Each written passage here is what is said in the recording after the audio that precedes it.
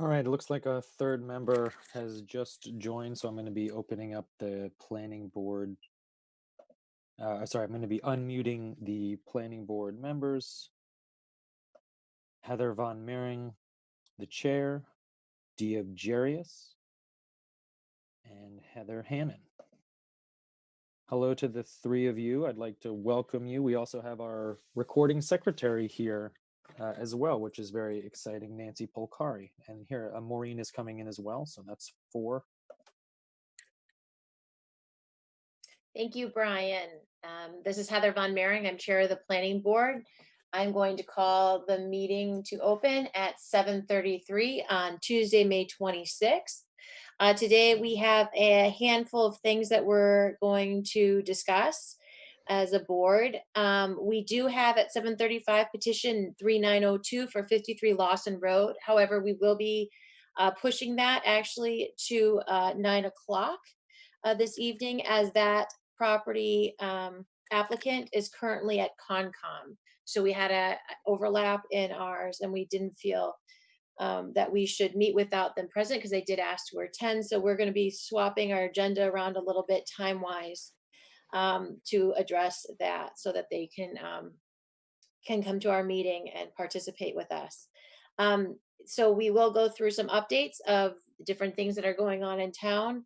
Then we will go into the town meeting articles. The planning board will discuss those, and then we will be taking a break and joining the Conservation Commission's meeting on their Zoom call at 8 o'clock, returning thereafter to our Zoom meeting again, and moving forward with petition 3902, an approval of our meeting minutes and any new business that was not known when we posted the meeting. Just so everyone knows who is on this call, you are being recorded. WinCam is one of the participants, and they do record these meetings and are sharing them online and through their resources. And if you do or speak at any time, just please state your name first so everyone knows who it is who is speaking, and we'll go from there. The planning board does not, we don't do video, we share the screen so that you can see the documents that we are looking at in real time versus our faces. And we found that to be the most productive way so that everyone is looking at the same thing while we're just having the discussion. Brian, do you want to give an update on some of the things going on around town?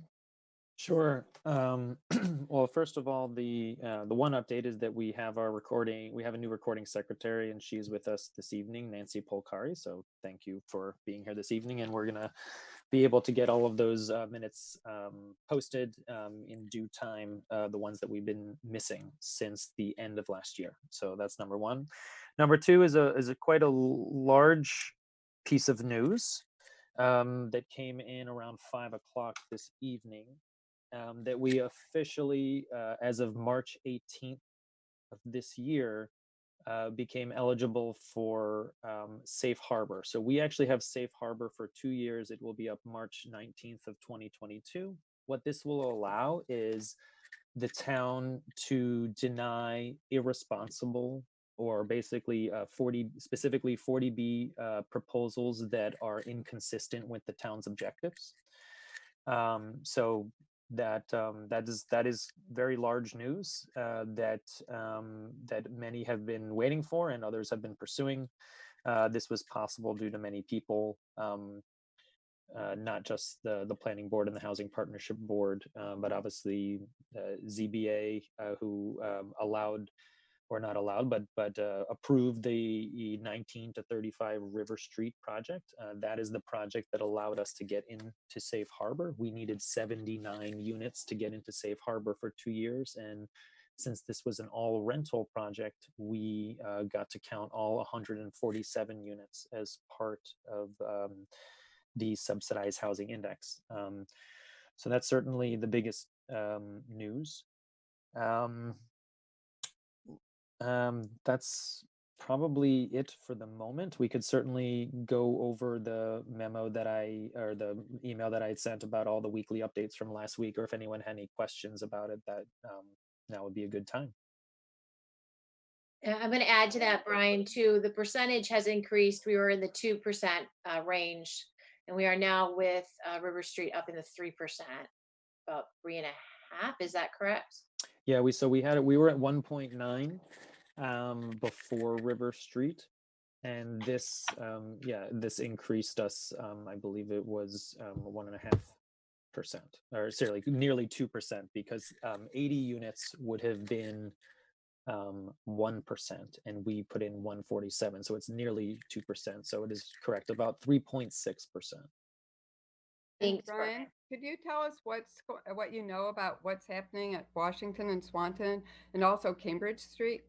Sure. Cambridge Street they just filed their the Ledges have filed their final appeal for the project, and at this point this appeal is not based on the merits of the case.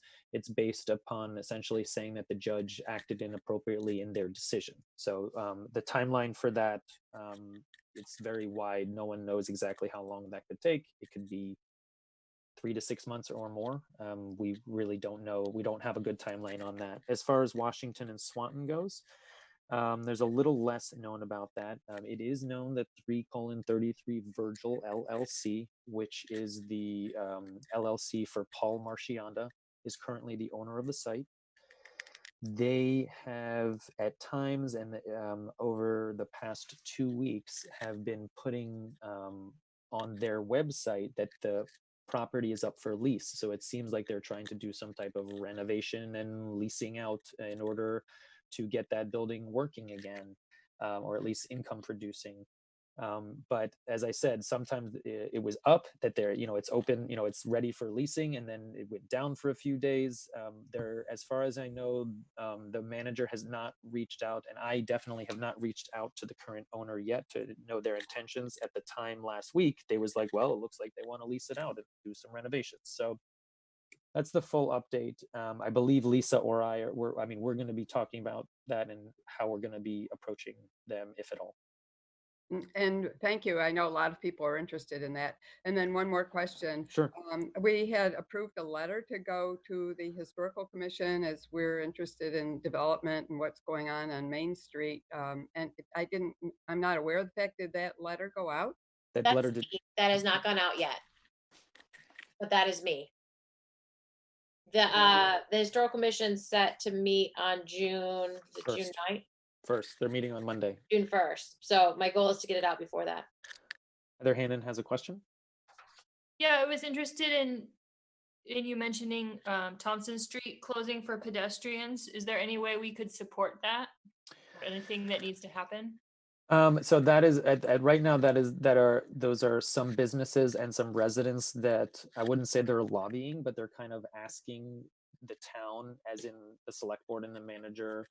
But there's nothing official. They're not saying, are we going to do this? There's talk of potentially closing this down that will allow the more outdoor dining that's safer during phase 1 and 2 and 3, because bars and restaurants are not fully opened until phase 4. So there's still a lot in flux. We're going to have to obviously talk a lot with the Board of Health. It's certainly something we could bring up, but there's nothing officially to react to yet. Well, I guess I just want to say that I support it, and a lot of cities are doing this, and not just for restaurants, but because we have so many people walking and biking right now, that in a lot of places that we walk and bike, there's no space Yes. on the sidewalk or even on the bike path. We can't keep any kind of distance. And so I think that closing that street would be beneficial for a lot of reasons, and something that a lot of towns and cities are doing. Heather, I have had a conversation with Mike Betancourt regarding this. Sorry, can you hear my kids playing in the background? I had a conversation with Mike about Thompson Street back when they were just talking about closing a section down for the Black Horse. And the planning board, as a group, we have talked about that we would like to see more of the closing of Thompson Street down, and to experiment with that, not permanently, but for certain times of the year. And that I've told him that I felt that in our conversations as a board discussing Thompson Street, that we would like to be part of that discussion, but that we probably would have there'd be good support on our part to do it, because we've talked about considering doing that, to bring more foot traffic into the area. How I left it with Mike and Brian, maybe we need to follow up, is he wanted to sit down with Lisa, you and I, to have a discussion about that. There's some, I know the chamber is working on it as well. The chamber is trying to come up with creative ways to help the businesses during this time, and are working with the select board. But more the logistics on our side of what we envision, and how the visioning component of it, to do some trials during this time when traffic is low. A lot of the corporations in Boston are permanently closed now through the summer, and they're not opening. I know Liberty Mutual is one of them. Their offices are permanently closed through September 1st. So now is a good opportunity for us to do some experimenting as well during this time, to support the businesses from our perspective. So Mike had asked if Brian and I would be interested, and obviously Brian, I didn't need to ask you, but I said absolutely, schedule the meeting and let's go into some brainstorming of different ways to use this time as well to do that. So there's an update on that. I don't know if we need to, I don't think we need to write a letter. Although I only had a conversation with Mike, if we want to write a letter and let the full support, the select board know that the planning board is interested in them taking this as an opportunity to do that. It can't hurt to let the whole board know. I don't know what the rest of the board members of the select board, but it's the streets are under their responsibility. So yeah, I guess I just think it makes sense because it's a really popular urban planning topic right now. And since we are the planning board, I think it makes sense for us to have a position on it. Yeah, I'd actually like to expand that thought. In particular, because Somerville has plans to close off residential streets to traffic to increase the ability of residents to walk Yeah. with the social distancing. So having it just focused on Thompson Street and the businesses, I think is a little, from my perspective, is a little narrow, because we really want to be able enable people all across town to be able to walk around. yeah, I wasn't just narrowing it. That's just what's triggered the conversation, because an Sure. application came in from the Black Horse. That's Yeah, really I what agree. triggered it. That was my Right. point as well, that it's not just about restaurants, it's No, about well, for this, everybody enjoying the spaces right now. for the Mhm. center business district, it was going to specifically focus on retail and restaurants. But the ideas that everyone's bringing up of like, well, why are we limiting it to the center business district? People are walking at increased rates by leaps and bounds at the moment. So we should really be looking at specific streets that should be that need attention, whether the sidewalks are not safe enough, or whether it makes sense that there's low car volume, that we could block off certain streets. But obviously then you get into a situation where why certain streets and others. So a policy again would have to be made. But I think that this is all things that the select board and the manager are thinking about, and Heather Hannon is correct in the fact that we should also be thinking. Is this something that would be part of TTAC? Yeah, TTAC should would be involved. They would be involved at the policy level. Yes, Are they definitely. meeting? They are yes, they are still meeting once a month. And who do we have a member of the board who's on TTAC? I forget. Yeah, I was supposed to be, but nobody has ever sent me the meeting invitations, so I never know when they are. That is very odd. I need to I've have a very asked long conversation with a lot of Roger about times. that. Yeah. Yeah, so if it's going to come up at TTAC, Heather, I think you're a great person to bring this forward there. All right, I'm making a note about yeah. talk to Do Roger. you know when the next meeting is, Brian, for TTAC? We met last week, so it'll be in another 3 weeks. But Yeah, I've obviously emailed the That's chair. a long time for there to be a gap, especially when there's such a great opportunity right now. and since the weather is so nice. Yeah.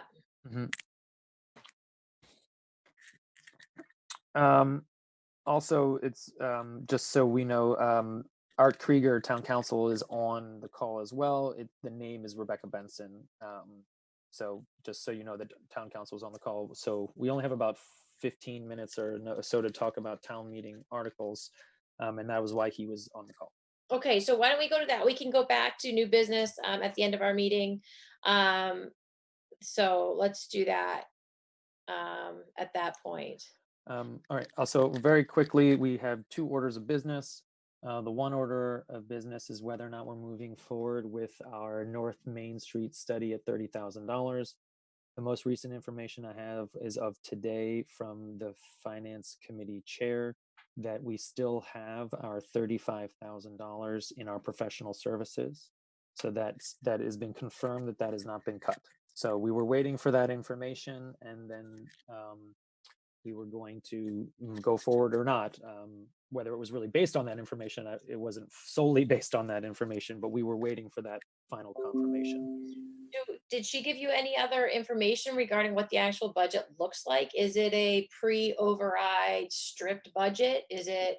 That is what the assistant town manager has told me, that it is similar to exactly what you just said, that So are there layoffs Yeah. in that budget? I've not seen the budget. No one I know has seen the budget. The budget has not gone out. So right now, FinCom has voted it on Thursday, but Select Board, they were potentially going to be voting it on Thursday, but they did not.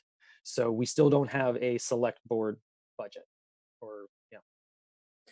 Brian, could you remind me how we paid for the assistant town planner?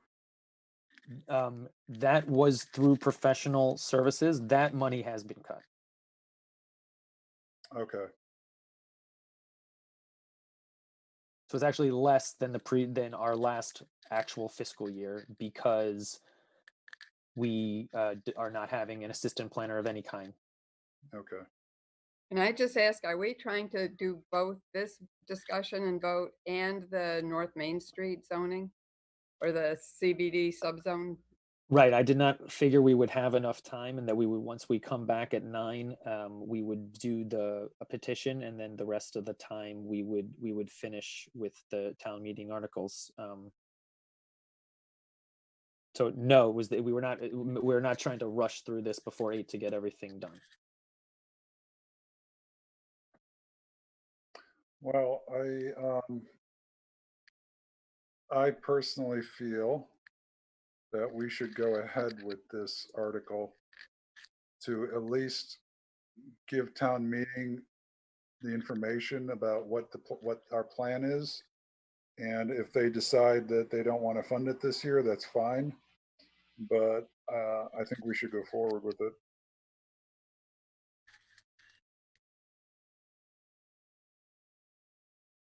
Other members?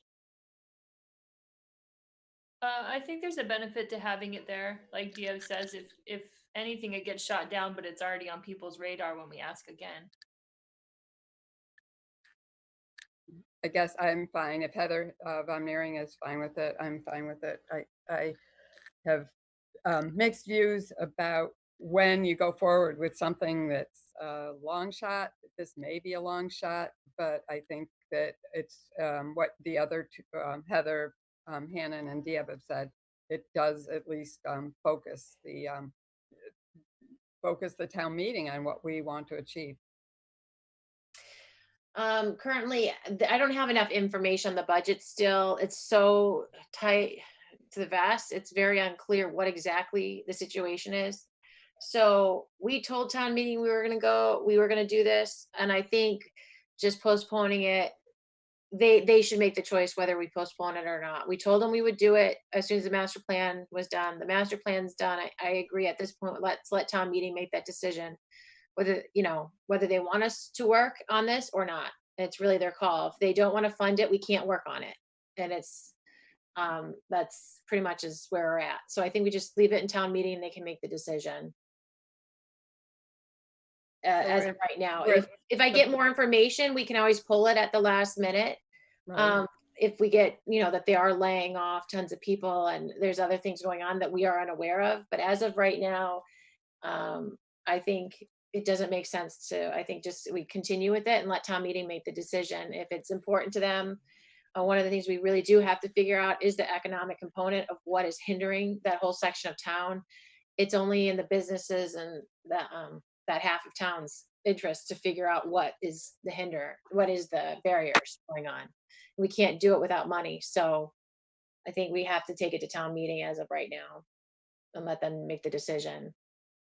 Right, in that case, we don't have to do any votes because it's already been put on the warrant. If anything, the vote would be to potentially indefinitely postpone with when we have more information, potentially even right before town meeting, because that is very likely to have, meaning we're likely to have more information then. But it looks like we'll still have 2 more bites at this apple. So we'll keep going forward. I think this does make sense. We don't have to decide this now, but whether or not I would be presenting or Heather would be presenting, we actually got to figure that out by this Thursday. So I don't know if we want to figure that out now or potentially offline. That's not necessarily something that needs to be decided as a, in public. Is this something that I have to pre-record for the town meeting? Yeah, but I can do that. But yes, it would be a pre-recording on Thursday. And I obviously already have the PowerPoint. So For the budget, okay. Oh, Brian, yes. I didn't know people were pre-recording presentations.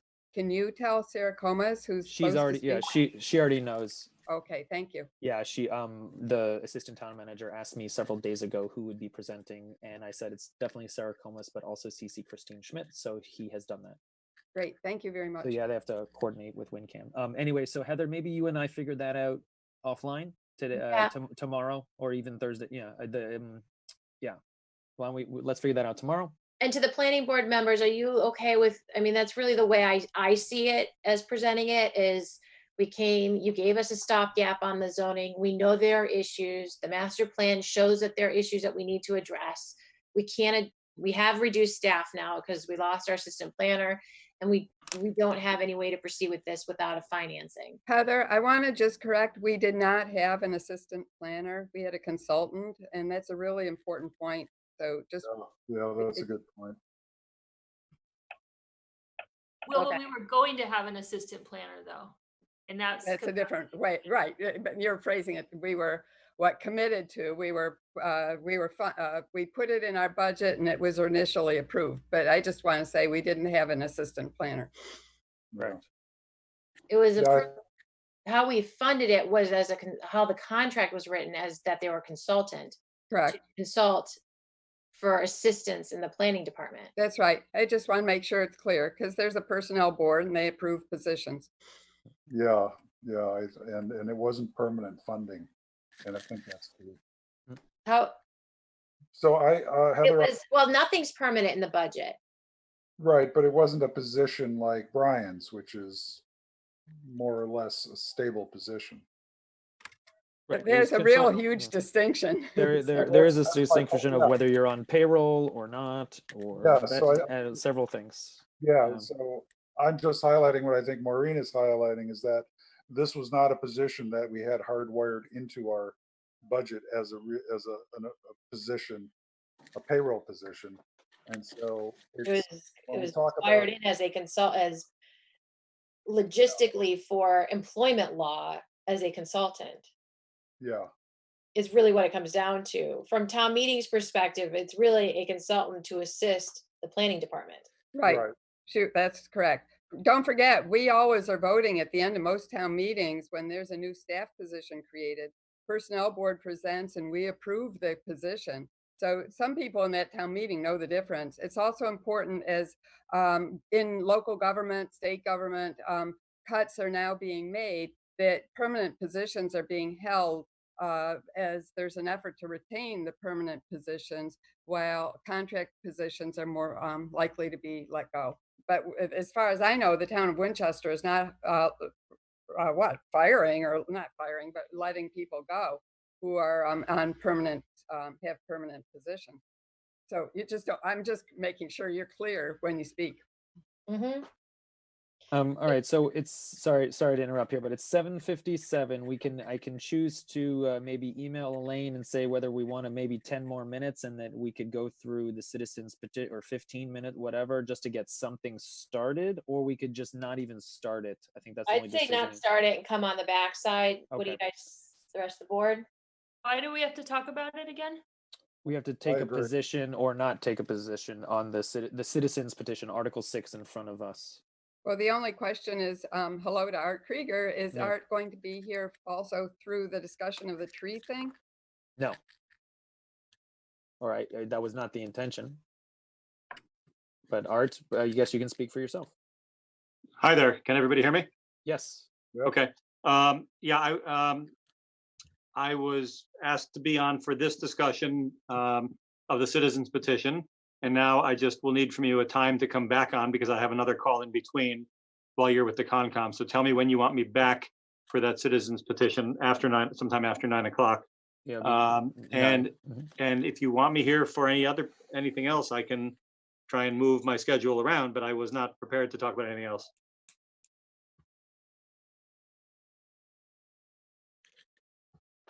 So 9 o'clock. 9 o'clock. We have an hour with Concom, and then we back on the same meeting ID and stuff for this Zoom call. And you're going to start with the citizens petition? Yes, even though yeah, because we didn't get to it yet. So and then we would go after that into the ZBA petition 53 Lawson. Okay. Brian, if you're running late, would you text or email me so that, because I'll be otherwise jumping off my other call at 9. Sure, I will text you when we're ready. Well, hang on. Can we Mhm. really be clear that we're going to 9 o'clock? Also, for the citizens petition, these people have been bounced around. First, they thought it was later, then told to come in at 7:30. So it's a lot of, let's just be firm that we leave the other meeting at 9 o'clock. Correct. So they're aware that they're in front of Concom at the moment, and they're going to be in front of us at 9. Yes, but what Yep. Maureen is saying is that the planning board needs to leave Concom. Yes, Till definitely. later No, at we're out. Yes, we are 8:55. leaving at 9. We are leaving at 9. So Okay, And All right. hang on. So just to be clear, we'll take up the citizens petition at 9, correct? correct. and then we will go into Lawson Road thereafter. Mhm. Okay. That sounds good. So it's That just Lawson about Road will have to wait for the citizens petition to be discussed first. correct. All right. I'll call back in at 9. Great. Thank you. All right. So Heather, I guess we're right, technically not. Yep. See it. Thanks, Art. We're technically. I think we're not adjourning the meeting. We're just joining the Concom meeting. I don't. That is correct. We're going to join Concom and come back at 9 o'clock. All right. So we'll see everyone on Concom if you have that link, and if not, we'll see you back here at 9. If you don't have that link, you can get it at winchester.us under the calendar.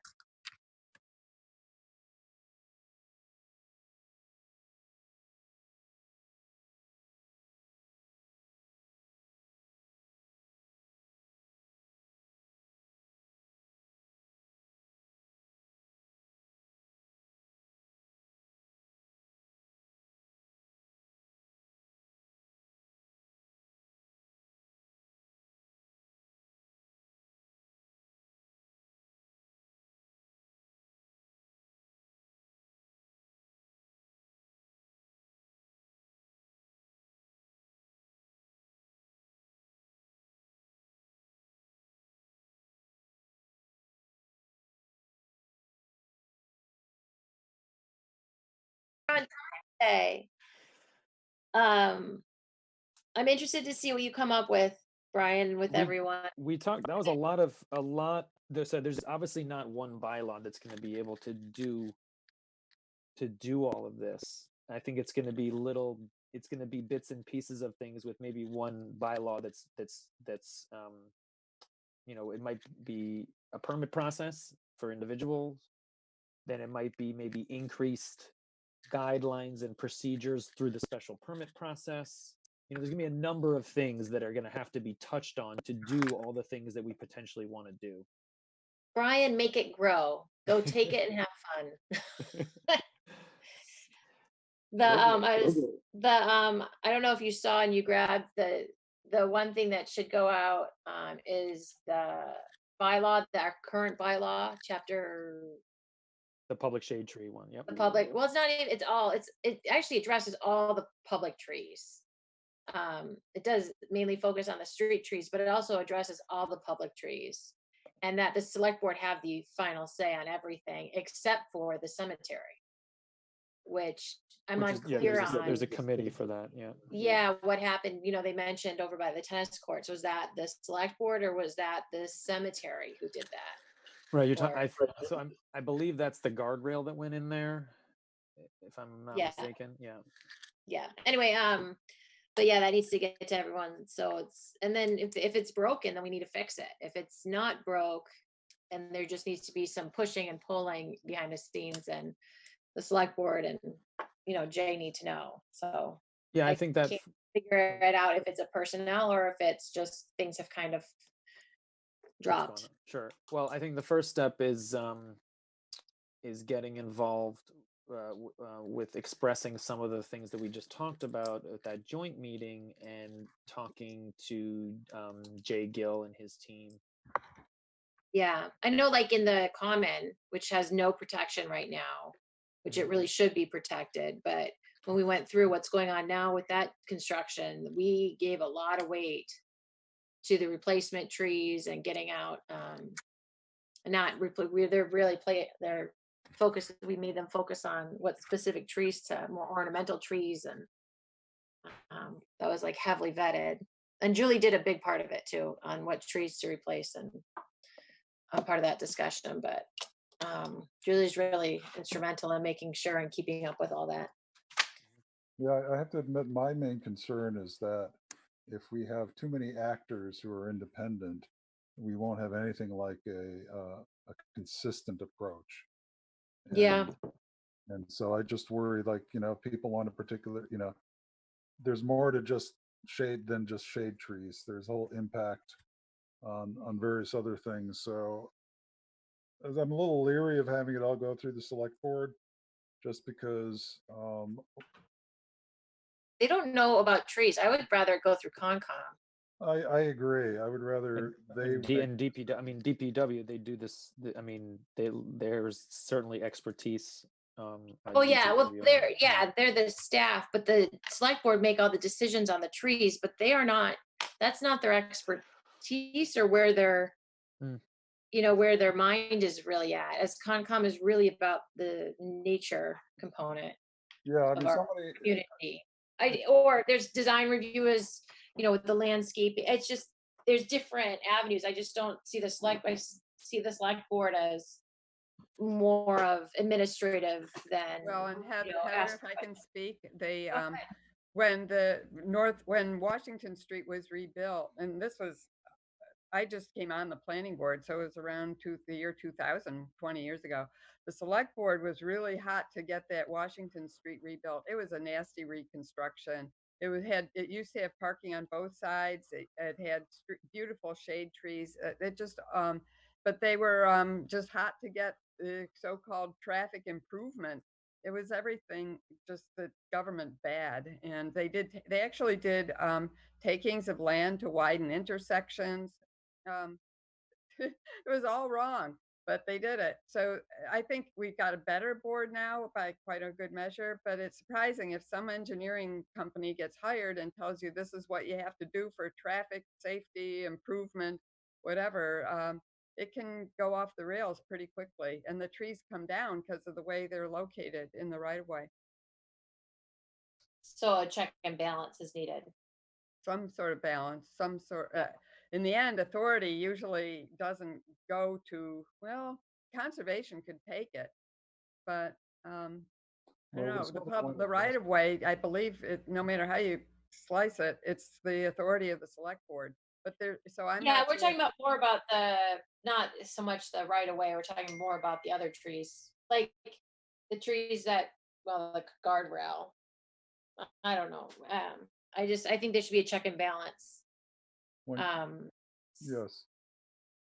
And I think maybe it might be that the street tree committee is that check and balance, and it's just they haven't been operating for some time on a consistent basis. And some of that may be the planning board's part in it.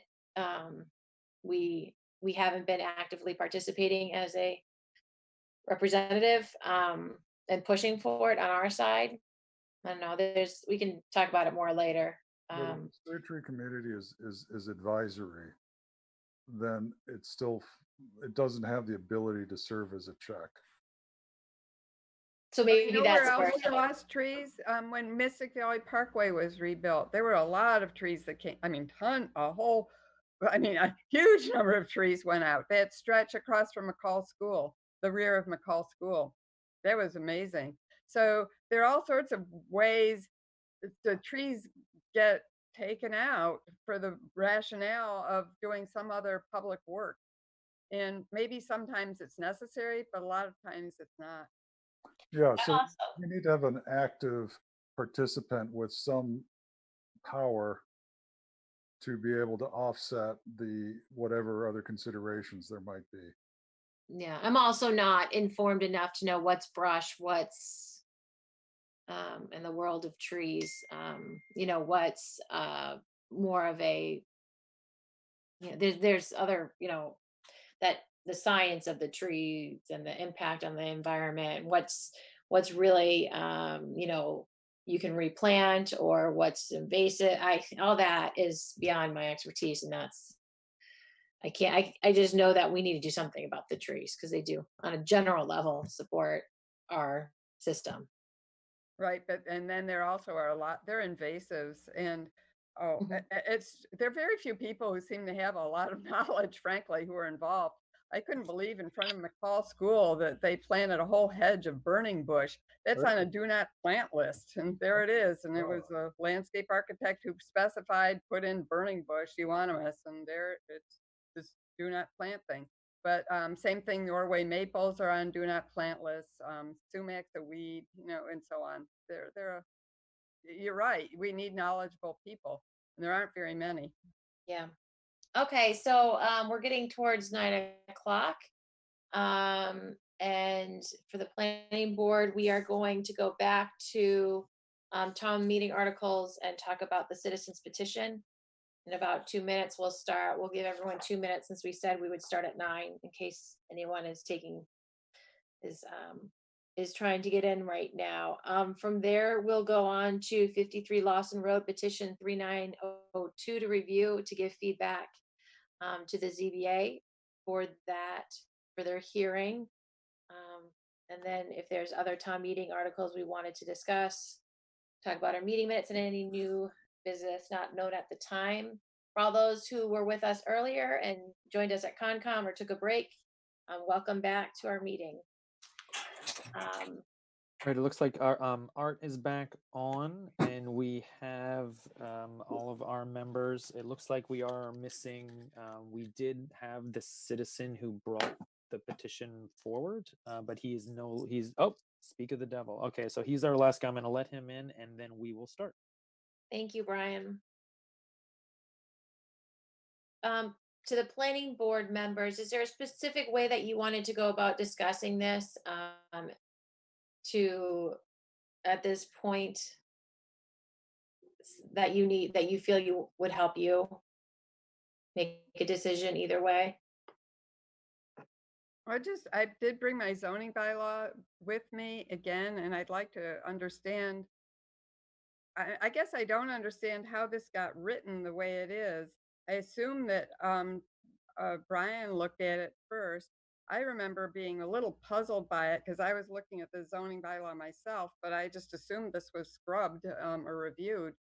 So I understood from the zoning bylaw that to basically match what's in this town common subzone, I was looking at the map, and is the map the only thing that governs, or I just want to understand the zoning.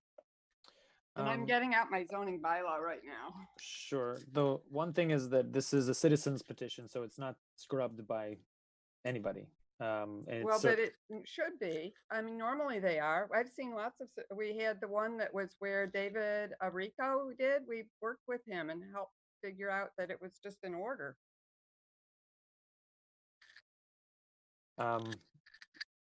So this was submitted, I don't know, on the final day that it could be submitted to town meeting. It was not done through my office. I was certainly, I offered his questions I offered answers. They were questions by the citizen, but I didn't write this or tell them how to write it.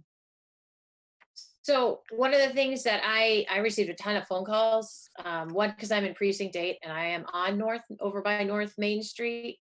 And a lot of precinct 8, 1 and 2 are very concerned because they're saying it's a North Business District on the north part of Main Street, and that typically usually means, when we use that language, it means precinct 8, from,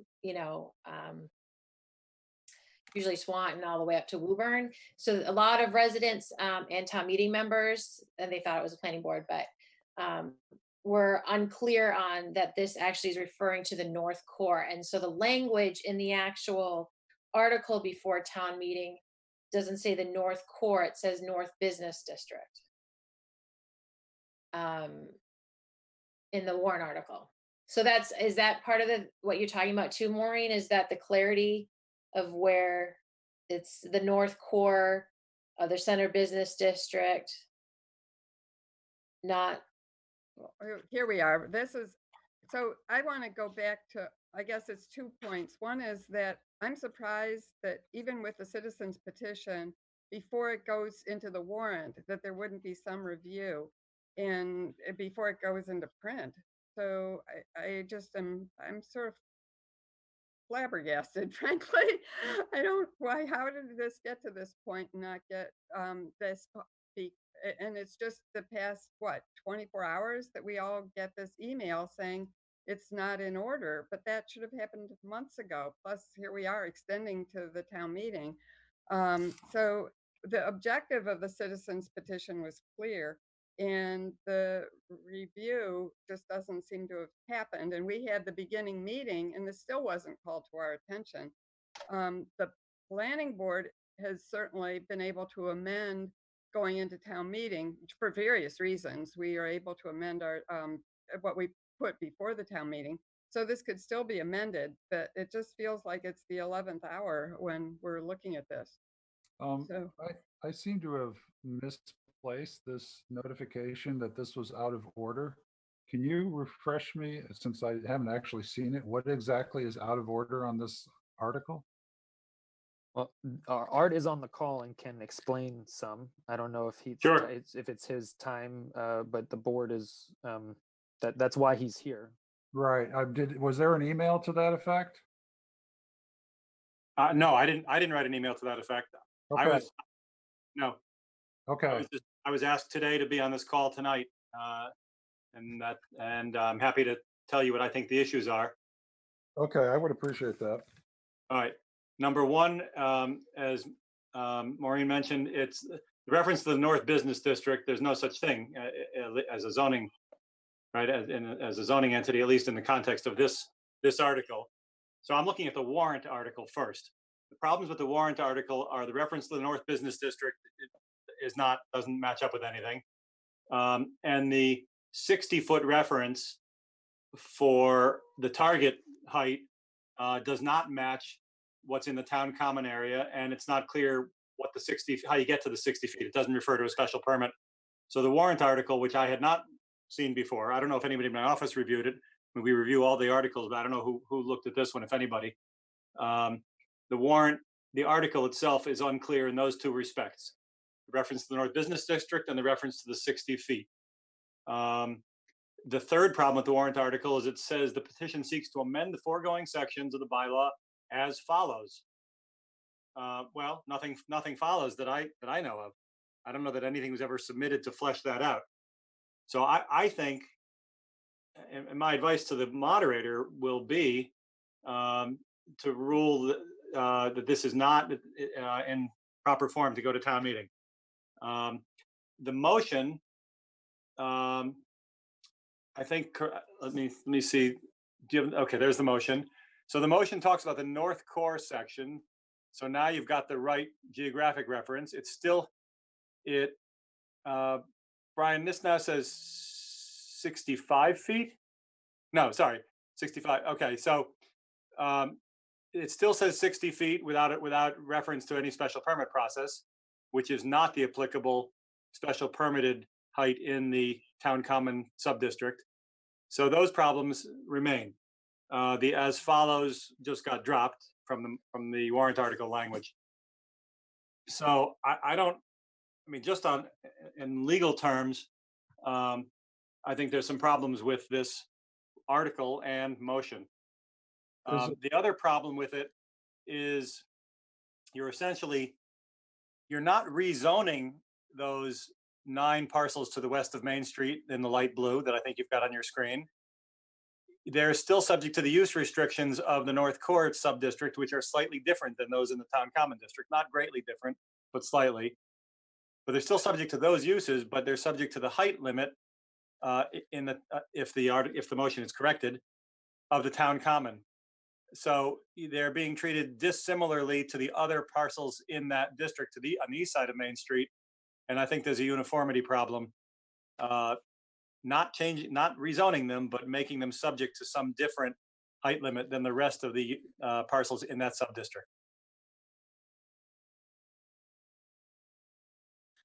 So in your opinion, how much could be done to correct this issue before it goes to town meeting? Is it possible to make any corrections at this point? You can correct the motion, but the problem with, I mean, it would be up to the moderator whether the corrected motion is within the scope of the article. Okay. Maybe he'll say everybody knows what they meant by the North Business District west of Main Street. It's possible Peter will say that.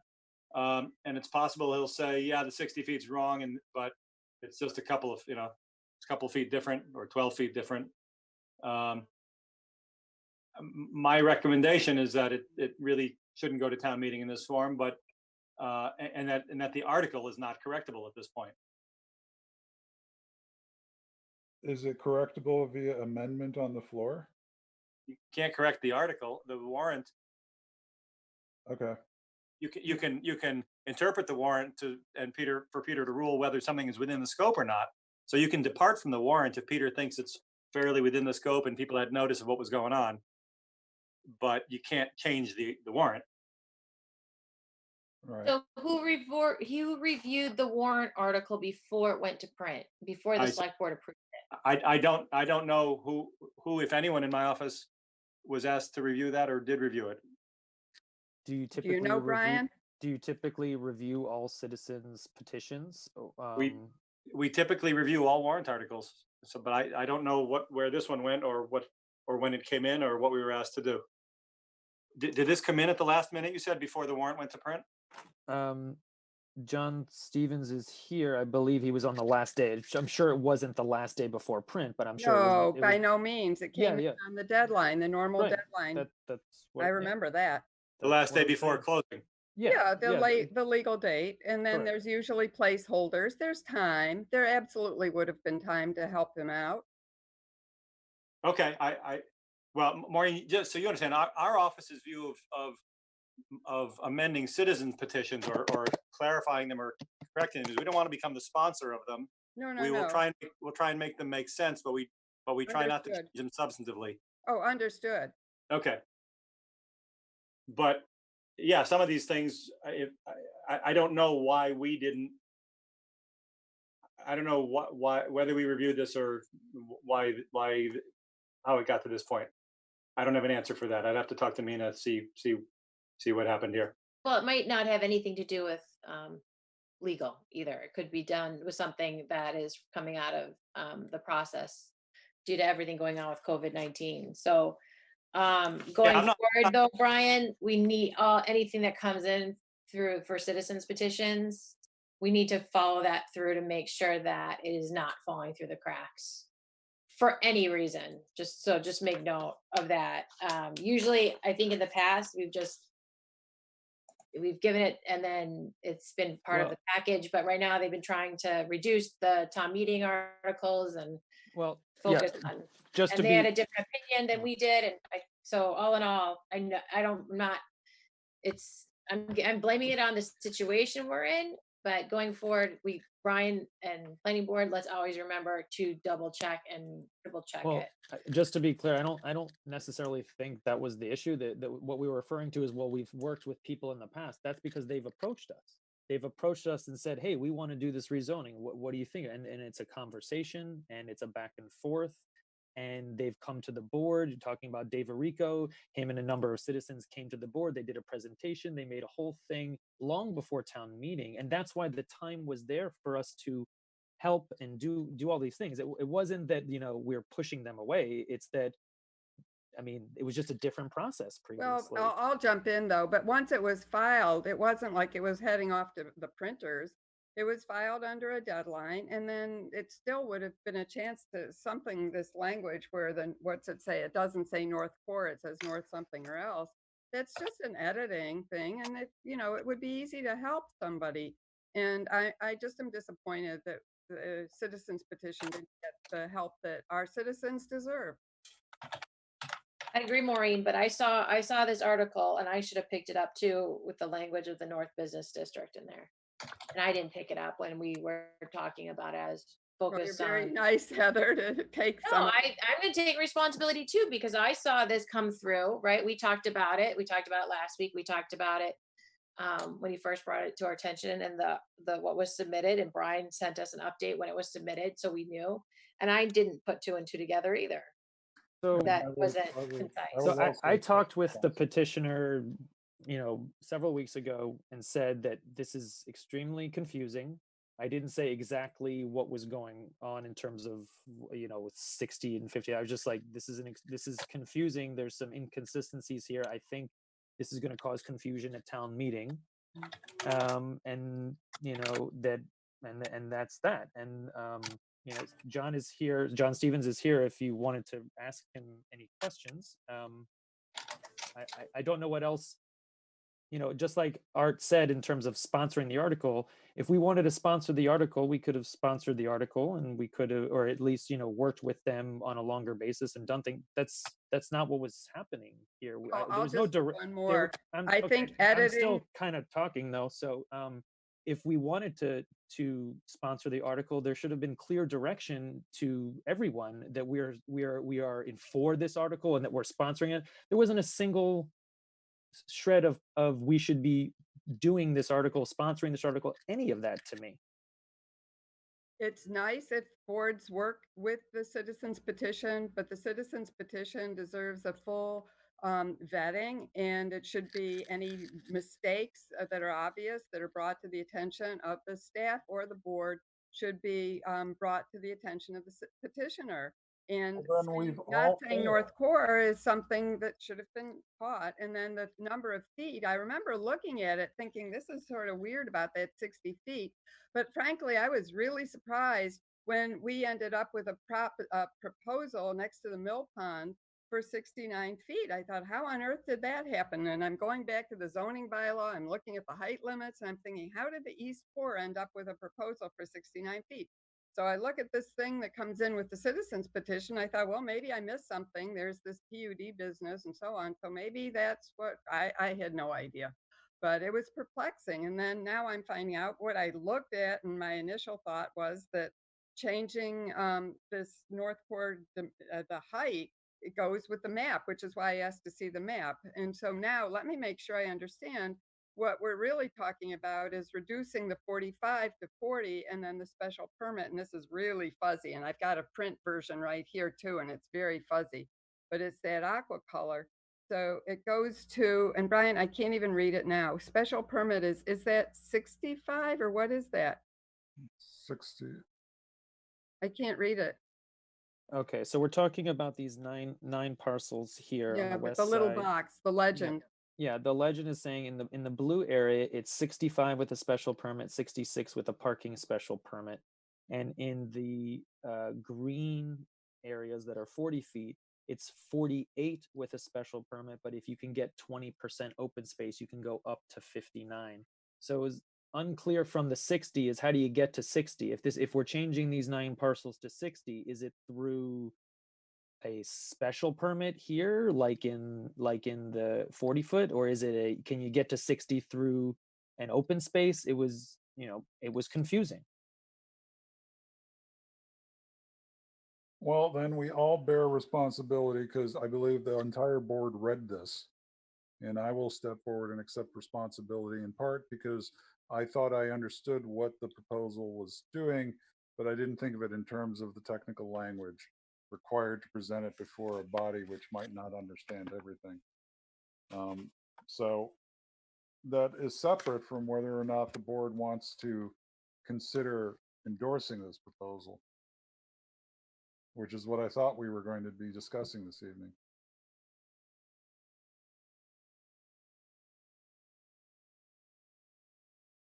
Well, if it's going to be presented at town meeting and it's without our recommendation, I think we also have to acknowledge our role, which I think wasn't really handled well. Well, I agree with you, Maureen, but I think we've covered that, and I think we all acknowledge that we could have done a better job, but that's water under the bridge at this point, for this particular proposal. So I think the next thing to do is to take a note that we'll do better next time. We'll put in a procedure, but then we need to talk about how does the board feel about the merits of this proposal?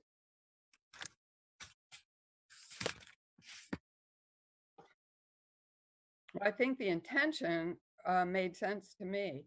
I've never been happy with putting the same kind of zoning for whatever you want to call it, the same kind of zoning for the west side of the north, what's now the North Core, putting the same zoning as what's on the east side. To me, they are quite substantially different from the beginning of the whole rezoning of the Center Business District. There was a view that the place where the greatest height could go was without impacting other parts of town, other good parts of the Center Business District that we wanted to preserve.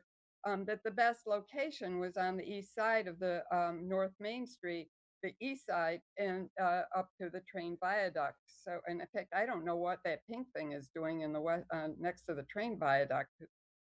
It's just the way the parcels, that parcel goes. It crosses. It goes from over here, and it's actually all. Yeah, one. surprising.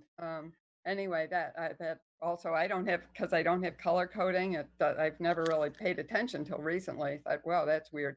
Anyway, I think the general principle of rezoning that west side still has merit, and I just don't know what we can do or what could be done in the way of an amendment. Art's tried to explain something. I'm not sure I follow it yet. Well, my opinion is that I'm not in favor of this petition, in part because I think that a four-story building, which is what is being proposed right now, does fit in with the general structure on that side of the road. You look at the Wedgewood condos; they're certainly up at four stories, and most of the neighborhoods behind this building are up on a slope.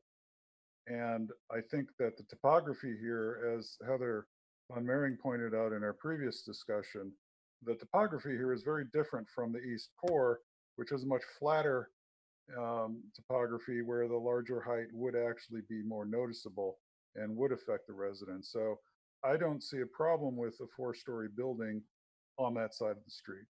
Except And that in the current zoning, it can go up to 60. Again, it's too fuzzy for me, but 65. 65 yes, it can, feet. but it requires a special permit, and this board doesn't have to. And again, there's a number of things that we have to balance. One is obviously the impact on the neighborhood, which is very important, but also we need to balance the needs of the town in terms of housing and in terms of commercial. And so the special permit allows the zoning or the planning board to grapple with those issues. And I feel that the planning board has every right to deny a special permit if they believe that the benefits to the community do not outweigh the harm to the neighborhood. So I don't have a problem with the way the current zoning is written, because it provides us the ability to make those decisions and to weigh the benefits. So that's where I stand on this, or sit, as it were. Heather, can I just say one quick thing? Yeah, I'm done. Or Yes, Brian, you can go ahead. So the only thing I was going to say is that if there's general agreement that the east side of the street, using the blue color code of 45 and 65, these 6 parcels here are all kind of surrounded by commercial, with some large residential behind. So I can understand that there's certainly more friction between these 3 parcels here, 654, but I don't necessarily see, or I guess I'm open to discussion of why would we want to make this portion lower. I agree with Diab and Brian. Am I unmuted? Yeah. Yes. And that's why when they had presented it before, I was asking if it was just the 3 parcels or if it was all of it, because the parcels in that, what is that shape? It's not a pentagon. That, yeah, they don't abut single family homes. And so I don't see a need to lower the height there. I think that reads as commercial, and I think 45 is fine. My only concern is right up against where the historic house is right now. And we're already reviewing that project, so I agree with you, Heather, and I agree with you, Diab. I get where Maureen's going with it.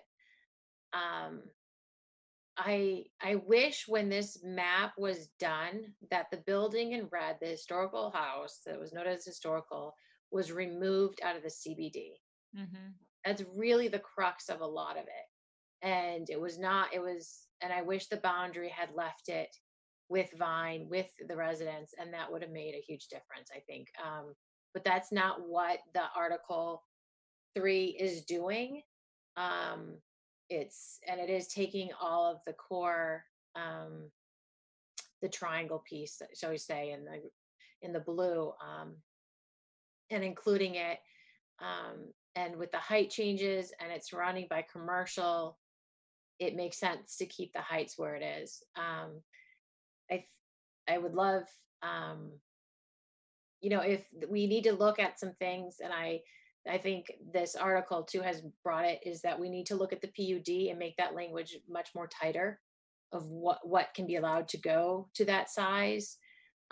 We need to have another analysis of the flood and the impact on that, which is one of the reasons why the proposal that has been coming before us on Main Street is higher than usual, because they have to get up above that floodplain, and what does that really do? The site, I think there's a couple things we need to look at, and we can come back as a planning board, but I don't think this is the way to actually address those issues. And so I am, at this point, I am not in favor of the Article 3 as it was intended to be. Obviously not, there's some issues, as Art pointed out as well. But I do think that if the board's okay, and that we'll look at these issues and tighten up the PUD language of what allows you to go to a PUD, and make those expectations more clear, so the delivery meets the expectations, versus I'm just going to go high and say I'm doing a PUD. We can really clearly define what we mean by diverse housing stock, and really make that crystal clear. And then, so anyway, that's what I would like to see happen. I don't think this is going to help in any way, because also the 2 properties that we know are at the highest chance of being developed are going to freeze their zoning. So this won't even apply to them. So I'd rather that we come back and really methodically look at it and come up with a plan, and work with the residents of Vine to figure out what that is and how that can be. So that's where I'm at. Heather, can I add one thing to that? Yeah, go ahead. The uniformity issue that I mentioned already exists in some ways with those green properties that are in the North Core district where Brian is. Those 7 green properties are in the North Core district, but subject to the height limit of the Town Common subdistrict. And that's already an issue. So if you're looking at all of this, at that whole area west of Main Street, you should for the fall, I would recommend looking at what you want to do with those green parcels. Okay. Potentially putting them all into Town Common, so the lines follow the height, because right now the lines do not follow the height map. So I have a question about the filing the A&Rs. Nobody's actually proposing to do an A&R. How does that work legally? In what sense, Maureen? It's a Well, usually an A&R is a division of land. It's a record plan. It's called a record plan. I mean, it's an A&R is what you're filing, but it's called a record plan. Oh, so Yeah. all they do. Okay, and then how long is that? A perimeter plan, just a way to get a zoning freeze. And how long is that? Does that last? An A&R gives you use protection for 3 years. So it would not protect you against height changes. Oh, that's interesting. Let me hang on a second. Let me I thought just think. it did. I thought it did. Hang on a second. I'm sorry. It's the other way around. Protects you against against dimensional changes, but not use. And the dimensional is for 3 years? Yeah. And when were these filed? None of it. So they were filed several, well over. It was before the fall town meeting. There was a potential there was going to be changes, and then they withdrew them. But they have up until, and they know this, they have up until, because they did this already, they can file up till the day before town meeting. Yeah, but when they were. Or no A&Rs on file right now. They withdrew them many months ago. So there is no freezing. There is no freezing of anything at the moment. So that's why there would be some advantage to the petition to move in and change the zoning until But they. would file. They would just file the day before. That's what they did last time. I'm not, well, whatever. That's what they obviously know, because that's what they did the last time. I'm not going to say they're going to do that, but they've done that previously. And so then they'd have those dimensionals locked in For 3. for 3. Mm-hmm. So we could end up changing the zoning for naught, but I guess it's worth pursuing for, I guess, for other, if not, construction doesn't necessarily go forward that quickly. No, it certainly makes sense to do some type of a change here, just for the reasons that Art had talked about of cleaning up these lines so that there's more uniformity amongst the subzones. And then I'd just like to say one other impact of leaving this height, which means they will go for the special permit. They will, of course they will, and they will assume they will get the special permit. So we're really understanding that there's this potential to go to 60. Again, it's blurry, I can't read it. 60, 65? 65, yeah. So that we can imagine 65 feet, that's basically what? It's about 5 feet under the height of the park view. Those are very tall buildings that they will be aiming for. And yes, with a special permit, we can say, no, thank you, that's too big. But it depends on a strong planning board being willing to do that. So I think the height is still an issue. And it's not just the 40 or 45, we're talking about 65 feet. Even on Main Street on that side, up against those neighbors, that's a lot of height. And the other point I want to make is if we add this density on that side of the street, that's where the parking on the street is going to impact everyone up there as well. So it's already really, really congested. I just can't even fathom more density is given what's already going on there. But we can solve we can solve the parking problem by instituting permitted parking. That immediately takes it away from them. They can't use it. There are ways to deal with parking rather than just reducing density. I think we'll have that conversation another time. No matter how you slice it, the residents have people who come and go, and they need to be able to come and go. And some of us do have friends who live in Cambridge in very tightly restricted areas. It's a nightmare just to visit your friend. It's tough. Maureen, I lived in Somerville for a number of years, and we had guest permits. Anyone who visited, they just came up to us. They got the guest permit. They put it in their window, and that was the end of it. So, I mean, there are much denser neighborhoods around us which have dealt with this problem. I agree with Maureen, though, that this is not the time. We also have a petitioner that's waiting. Yes, I agree. All right, so should we move on, or do we want to have you to entertain a vote, or yeah, are we? I move that we what's the wording? I move in opposition to this article? No. Unfavorable. Unfavorable action on this article. Is there a second? Yeah. Do we want to discuss? All right, roll call vote, please. Jarius, aye. Heather, aye. Maureen, no. Heather Von Mering, aye. Motion passes 3-1. At our, let's see, do we have another meeting before town meeting? Brian? You're gonna have to give me a minute on that. I don't know. John Stevens has his hand up. He would like to speak. It's if you want to recognize him. Yes, we can recognize him, and if you could check on the next meeting date for us, just to, so we can plan how to go forward.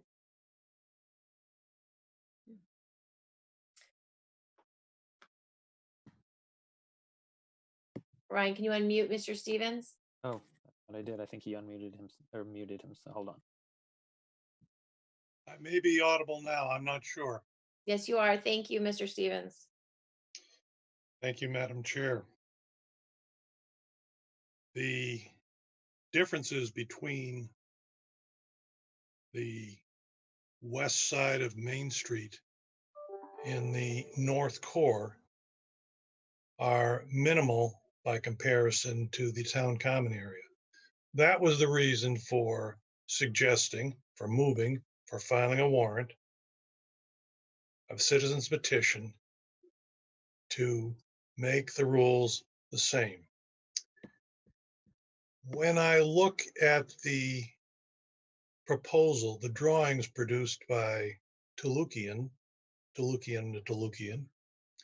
the manner in which the 4 stories hang over 51 Vine Street in particular seem a little outsized to me.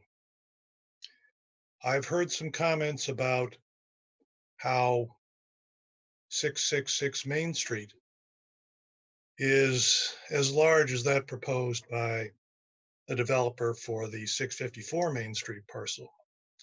However, when you look at the house that sits at 58 Vine, it is considerably farther away from the height of 666 than the proposal for 654 will be to 51 Vine Street. In short, what is happening here is that for the developer to make some more money, and I don't have any problem with him making a profit, that's fine.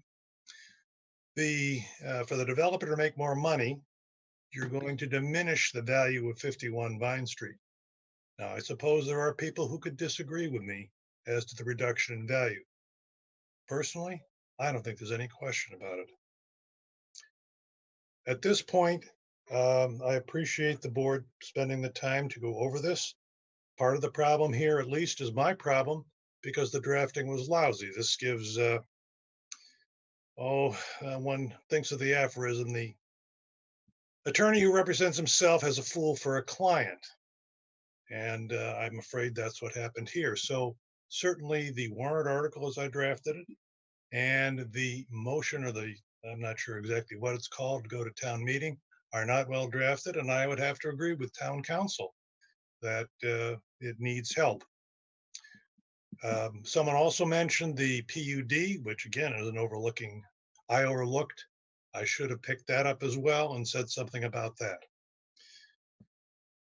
I appreciate the board taking the time because as far as I know, the only compensation you get is the satisfaction of doing a job that you do, I think, pretty well.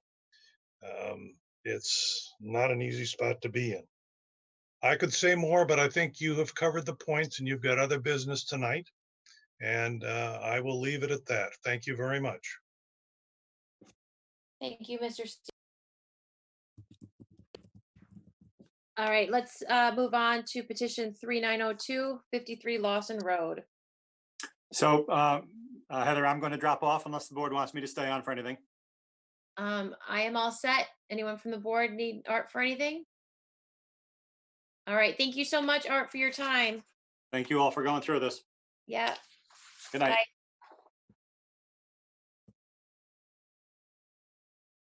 All right, Brian, would you like to go through your recommendation? Yeah, I was just gonna share my screen with what I have. Thank you.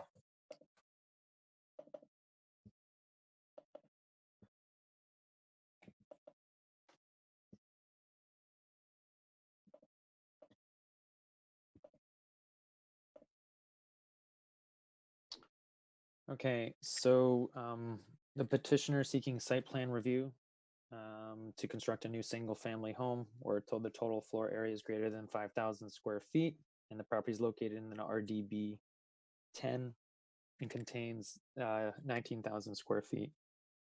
The big changes here, looking at this table, are the side setbacks. Obviously, looks, I think it was the western side setback, 70 plus feet gets dropped down to 15.3, with 15 being the minimum required. The hardscape is going up a fair amount as well. The only thing that's changing is it's not getting, it's the rear setback. This has to do with the garage. It looks like the rear setback is changing significantly, but it's just because they're demolishing this garage that's close to the rear setback.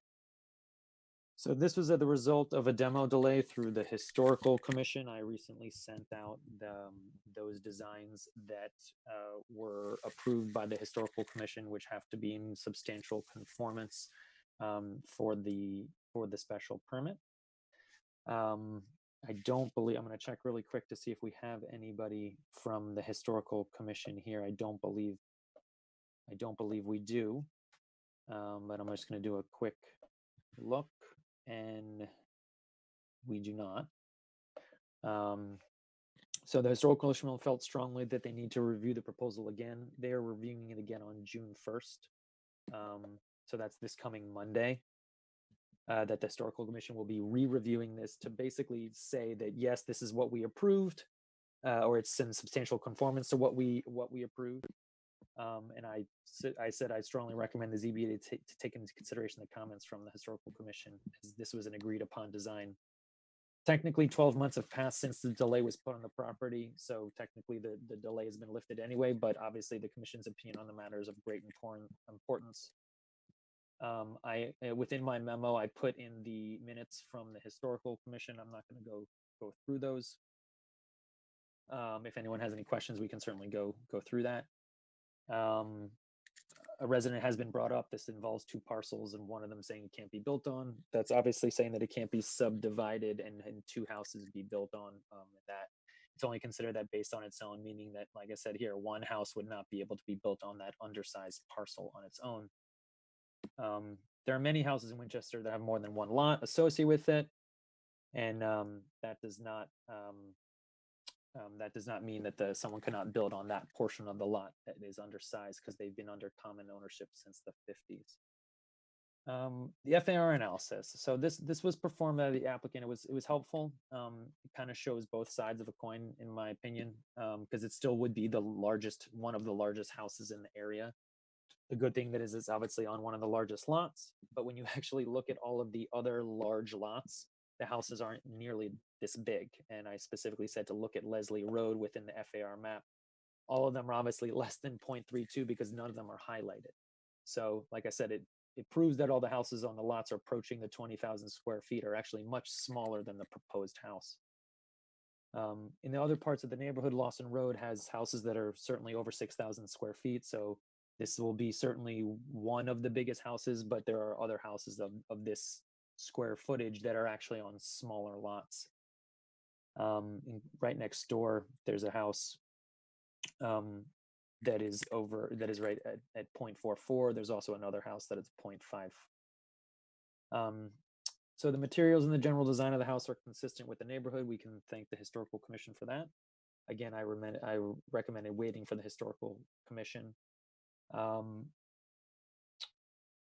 I would like to see the petitioner to potentially increase that southern side setback several feet, as a majority of the houses are actually more than 30 feet away from each other.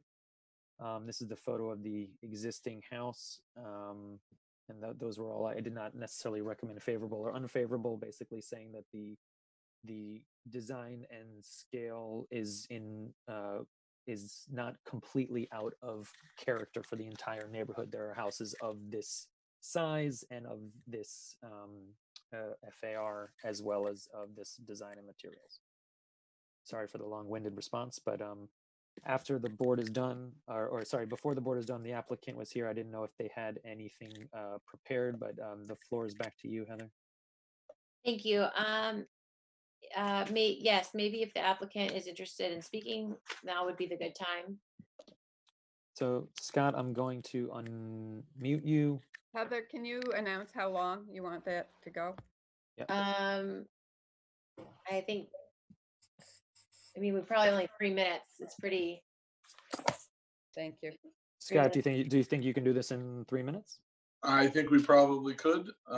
My wife Heather and I are both here. I actually grew up on Lawson Road between Main and Highland, and then on Ledgewood for my childhood.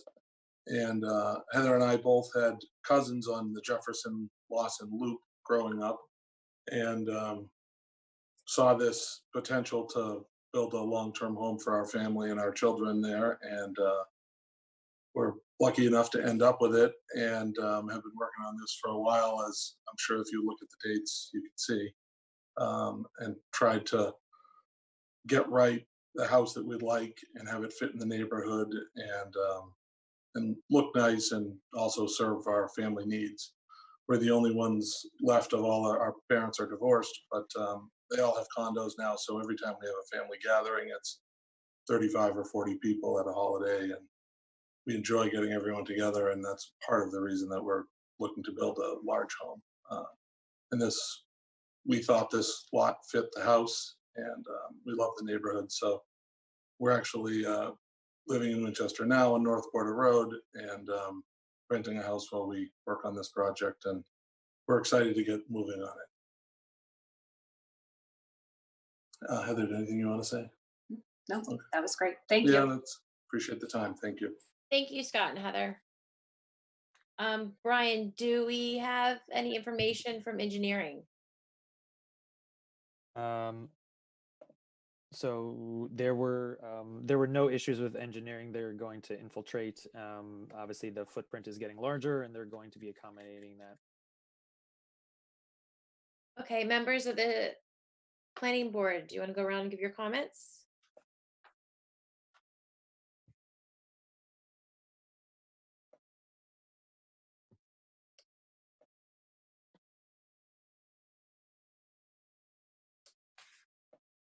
Maureen, do you want to start?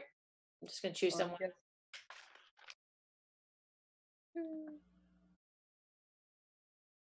I also have the whole package here in PDF, Maureen, if you wanted to reference, or if anyone wants to reference anything, I can get it back up on the screen. Oh, there we are. Yeah, I guess the scale of it's really out of scale with the neighborhood. And then Brian points out the FAR, I thought, analysis. It's a really green neighborhood.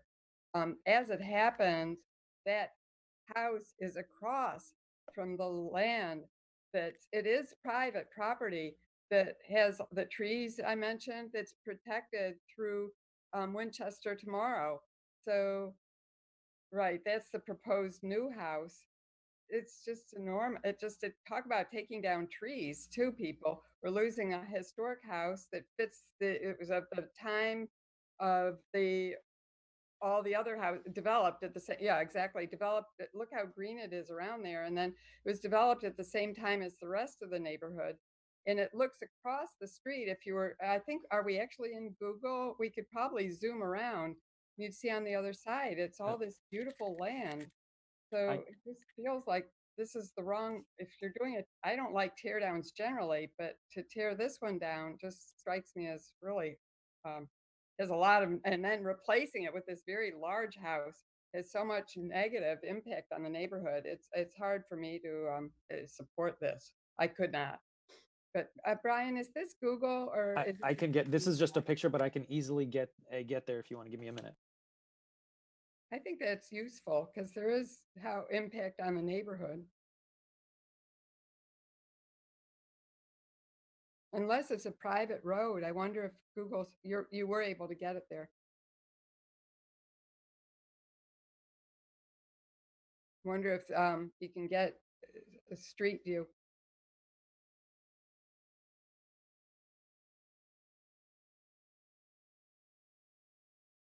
All right, where would you like me to go? Just can we, yeah, exactly. Thank you. Here we are. Exactly. So this is exactly. So to the right of the slide, that's all there. It is yeah, and there's the house. And then you just go to the, can you turn around a little bit to the right so you can see across the street? Oh, sorry. Okay, I thought across the street is just a whole. It's woods. It's full. Well, it's Yep. actually, it's a private property. And you say it's just woods, but that's protected land and it's protected through Winchester Tomorrow. So it's, it just, all this, and the house, right, exactly. It's amazing. And there's some beautiful big trees in there. There's wildlife, there's some water. It's just, it's an amazing, and they have to go to maintain their nonprofit status, and they have officers and everything. They go in and they inspect the land, even though it's private property. They inspect it once a year. So it just feels like this is totally out of keeping with what a lot of people have worked on trying to protect this neighborhood.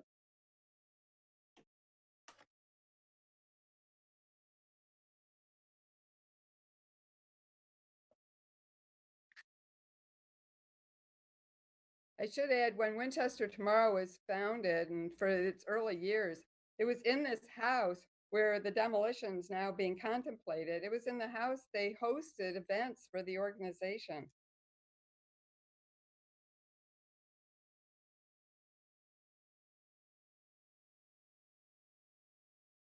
Heather Diab? Yeah, I'll go. I don't have that much to say.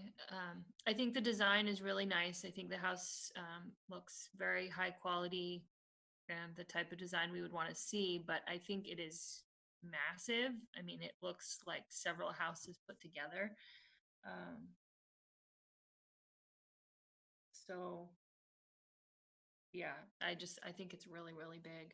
And it just gets to the issue of knocking down these smaller homes and, increasing the property value so much that we're just losing houses that a lot of people could afford before. And we're just losing that housing stock and replacing it with these monster houses.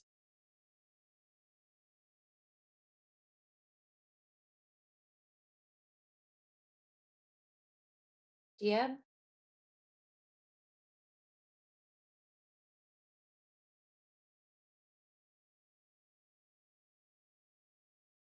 I'll try to unmute him. It's possible he can't. No, that doesn't seem to be working.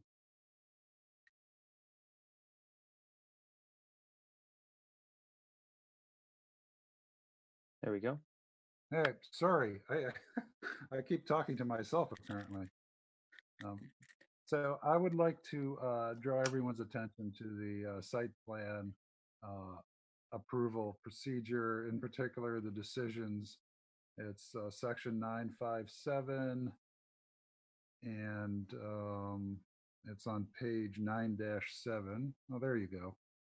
And in particular, if you look at number 3, minimize the volume of cut and fill. I have nothing to speak about there, but minimize the number of removed trees 6 inches in caliper or larger. So this is something that wasn't actually pointed out except in the plans. It sort of alluded to in the landscaping plans, but I didn't find out explicitly until I went to the infiltration system. Here's a list of the trees that are going to be removed. A 21-inch cherry, an 11-inch hemlock, an 8-inch hemlock, a 9-inch spruce, an 18-inch maple, a 9 plus 9-inch cherry, a 12 plus 12-inch cherry, and to top it off, a 38-inch ash. So those are all much larger than 6 inches in caliper or larger. So I don't understand all of the reasons why some of these trees had to be removed. Certainly it looks like some of it is because of the landscaping.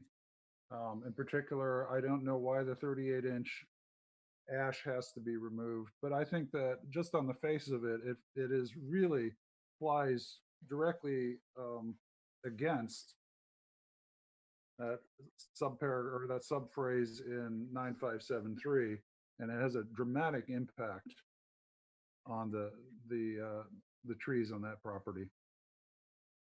Brian, can you bring up that drawing so we can see where they are? I didn't see that in the packet.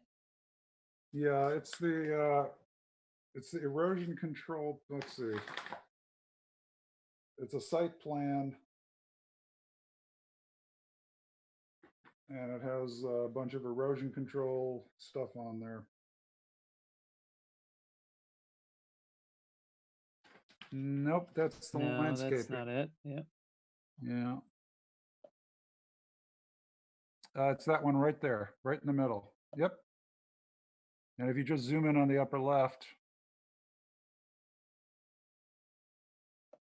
you can see all of those trees with the X's. They're all taken out. At least I presume that's why there's X's on them. They do not appear on the landscaping plan. And those are all significant trees. Are we able to share information or no? Yes. Deb, did you want your questions answered by the applicant? Sure. The 36-inch ash happens to be currently dead. Okay. And the lower right-hand corner tree is, I guess, considered a hazard tree hanging over power lines that's kind of split and falling. And the other trees, unfortunately, we were planning on taking down with the house.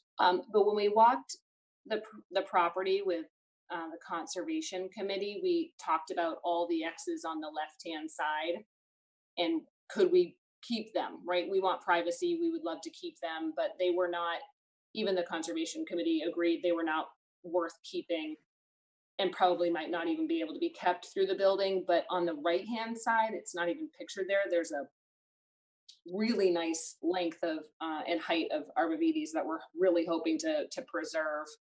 It's a nice amount of green. You can see it running the whole side of the, well, you can't really see it, but runs all the way back to the garage with the red door that we're hoping very much to keep, because it is a lot of green, lush vegetation and privacy.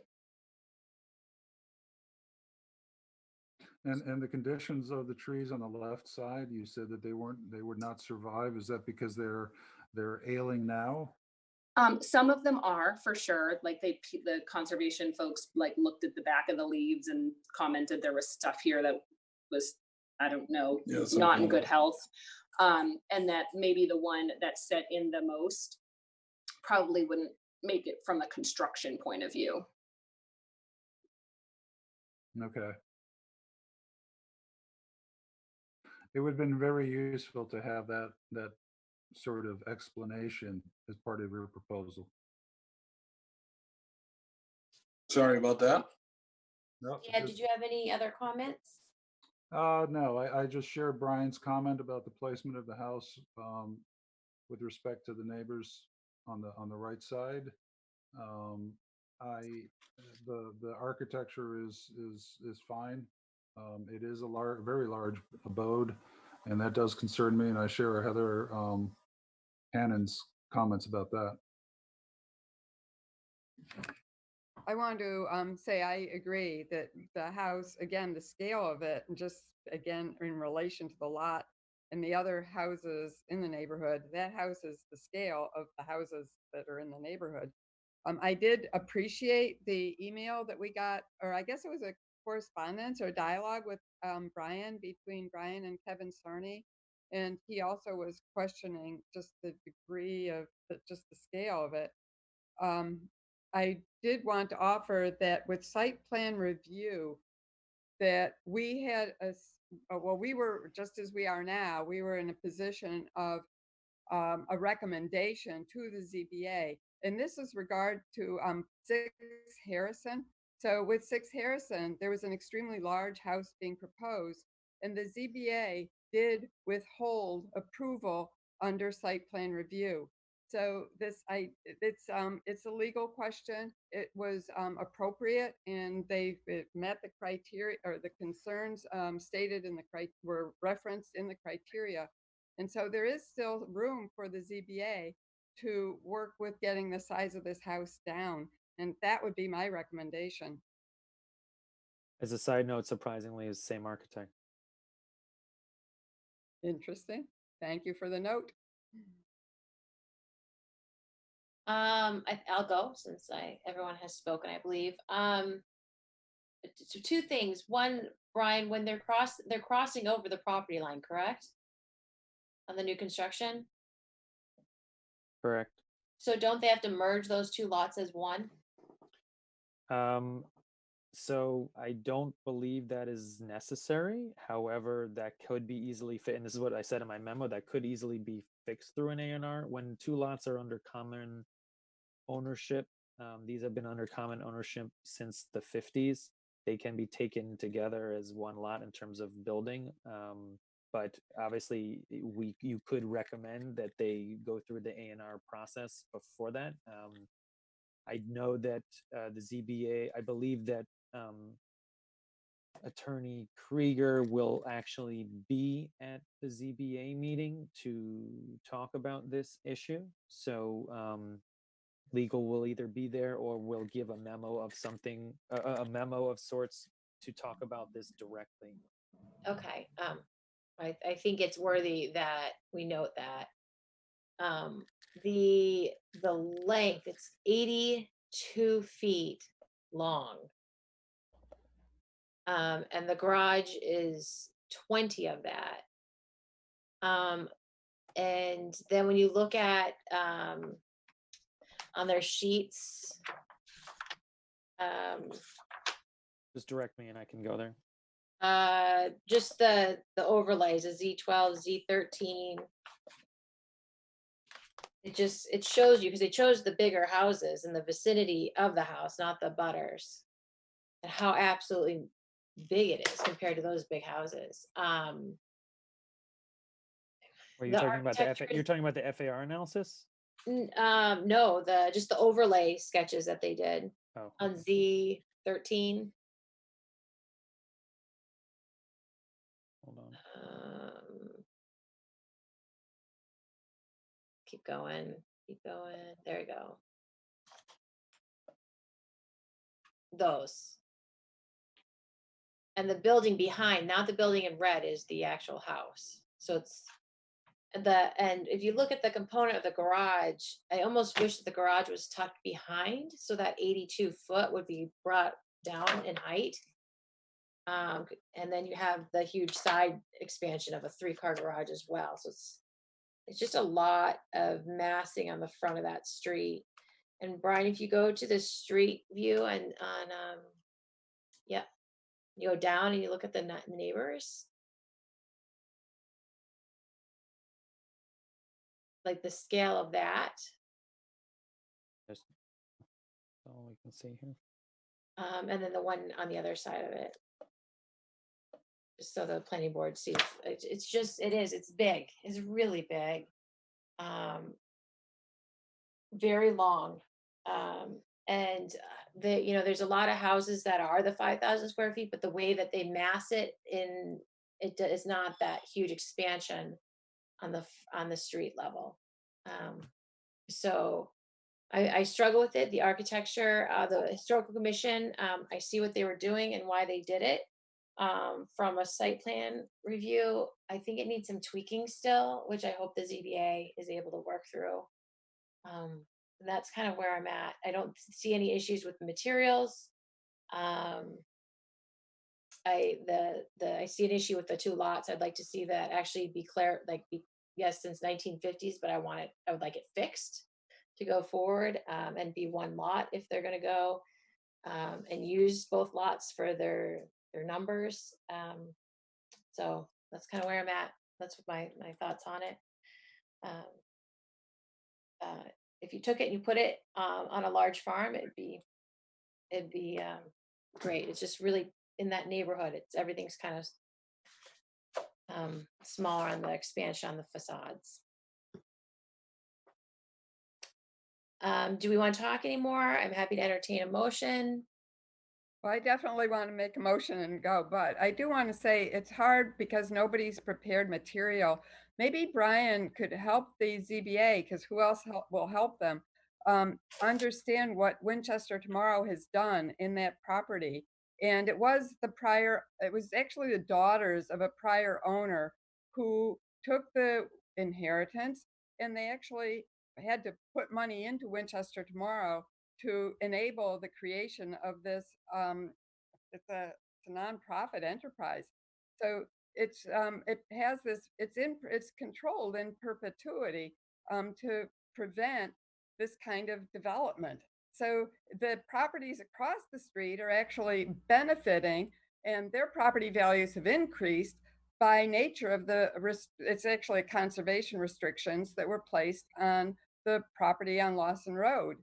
So it just feels like it's something that needs to be understood and appreciated as part of, and I guess for zoning, minimize unreasonable departure from the character, materials, and scale of buildings in the vicinity. But it's also the character of what's in the vicinity in terms of this legacy of these daughters of the man who lived in the house, and it was their father who was the last to die, who lived in the house across the street. I have such respect for their generosity. And then the beneficiaries here are wanting to just kind of do this very aggressive thing. Yeah, that all would have been subdivided, and the daughters understood. These are not like 20-year-olds. These are young women who understood that, and they were sisters, and that they wanted to see this preserved because they thought they liked it. They thought it was beautiful. They grew up there, and they wanted it protected out of respect for what it was and for the neighborhood. I can certainly do some research on Winchester Tomorrow and relay that information to the zoning board. Thank you. Are we, you were going to have a motion. So I'm going to move that we recommend that the ZBA withhold approval. It's okay. Add it later.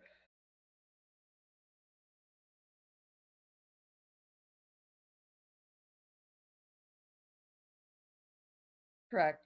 Of the site plan review, and then the address at whatever Lawson Road.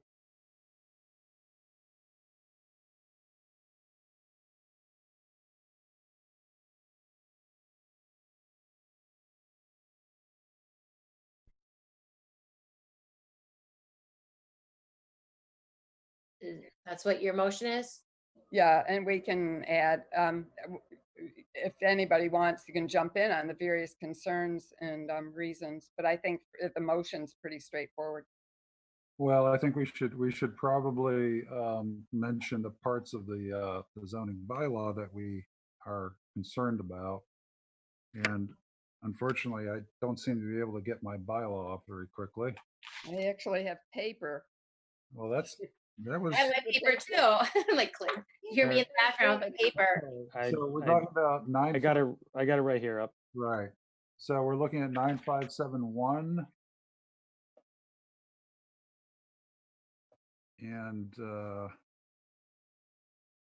I think Well, actually, even in the decision, new building construction and other site alterations shall be designed after considering the qualities. I love that. Considering the qualities of the specific location. And the most important quality is the protection of the land on Lawson Road under Winchester Tomorrow.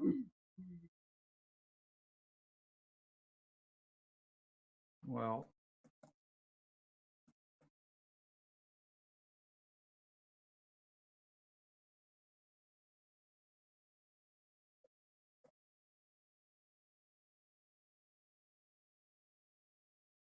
Yeah. Natural setting.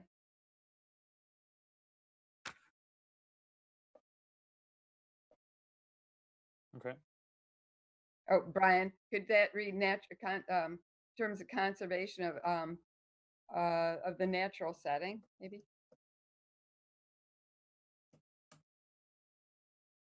Protected by Winchester Tomorrow. Okay. do we want to include anything about just simply reducing the scale? I mean, do we want to moving the building away from the neighbor? Yes. Mm-hmm.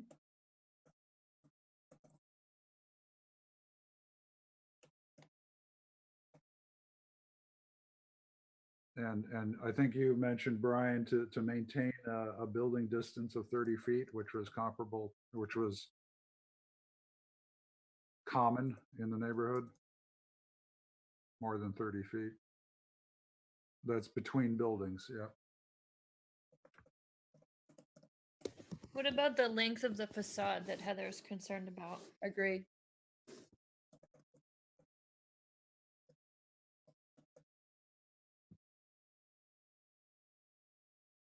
Because if you set back the garage part, that second house looking part, you could potentially put big trees in front of it.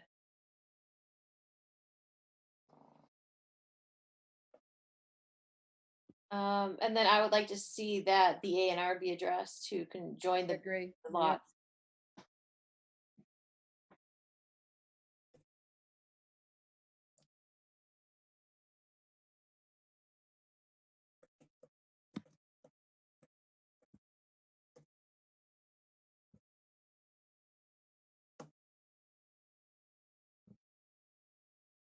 Well, what about the FAR analysis? And there, they'd need your memo, Brian, to just summarize the FAR analysis.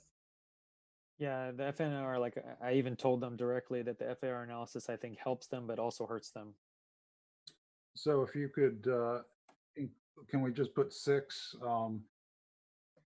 include, yeah, see planner's notes on FAR analysis. I can write that. I can put that into the Yeah, motion. turn it into the Yeah, the for sure. conclusion.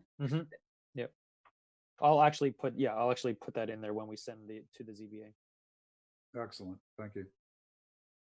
I'm looking to see on my notes to see if there was anything else that we talked about.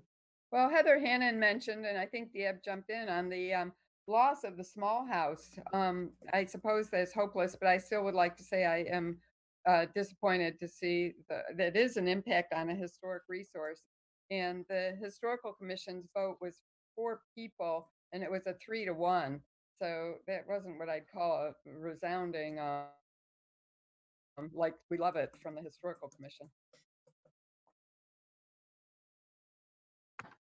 Yes. I think, Brian, your FAR actually analysis kind of explains what I'm talking about, because it is close to the butter, but the facade is so much longer. So it's the way that the FAR is compacted. Well, I think it's not. I think it's not compacted. I think Well, that's yeah, the point. it's compacted in the ones that you're comparing it to. Right. It's So compacted. This is like It's sprawl of so then FAR. you're talking about potentially squishing it, so maybe even not necessarily making the square footage that much less, but squeezing it more towards the back rather than having it along the linear frontage. Yeah. Well, I think that's concern over the length of the facade. So I think that's there. Yeah, no, I'm just pointing that out too. Yep. Maureen was talking about the FAR comparison. Yeah, double edge there. I think this is all I had from notes from the meeting on my paper notes over here that I was taking while people were talking. And so Brian, when you write it up, could you just make number 2, number 1, because that's not one of the criteria. I mean, this isn't really keyed to the criteria, but number 1 is a general. I just closed my book, my bylaw, but anyway, I think you want to start with the general, right? You know, because right. Okay, you get the point. I'm not very clear. Got it. Thank you. To clarify to members of the board, are we talking about the departure of the character and materials, or really the scale of the building in the vicinity? Well, I'm talking about the character, because with the land across oh, I get it. Okay. It's character and scale. It's clearly character and scale from the conversation we just had. Yeah. I just wanted to make sure we clarify that. It's not materials, correct? That was, yep. Okay.